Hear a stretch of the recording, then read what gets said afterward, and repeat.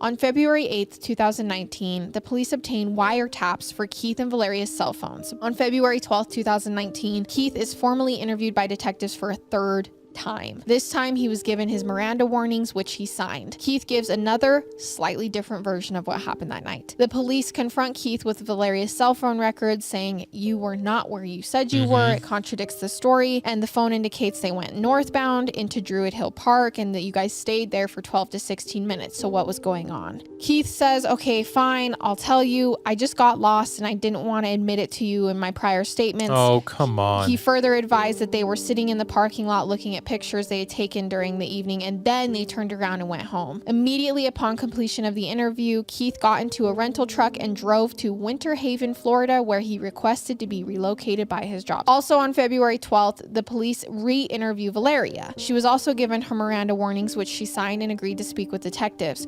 When confronted with her cell phone records, Valeria said they were never in Druid Hill Park. I don't know what you're talking about. And then she quickly requested a lawyer and the interview stopped. So on February 14th, detectives speak to an unnamed source who knows Keith and Valeria. And this source tells police that Keith had asked his brother, Vic Smith, if he'd help Keith Jacqueline. The source advised that the information was then given to Mr. Donald Morgan, who is a close friend of Keith Smith. Investigation revealed that Keith Smith had a brother named Vic Smith and a close friend named Donald Morgan. The next day, the detectives now interview Donald Morgan, who tells police, yeah, okay, Vic Smith told me that he was approached by Keith to try to get rid of Jacqueline. This basically means police confirmed that at some point, Keith had been trying to plot to have his wife, and then later she turns up and he says it's panhandling. Yes. So they're just like further cementing some evidence here. On February 19th, detectives find Vic Smith, who is Keith's brother, and they ask him to talk to them at police headquarters. He agrees. He says that Keith had told him that Jacqueline was thinking of divorcing Keith. So now they've just found a motive. Got it. Jacqueline was threatening divorce from Keith, and now Keith wants her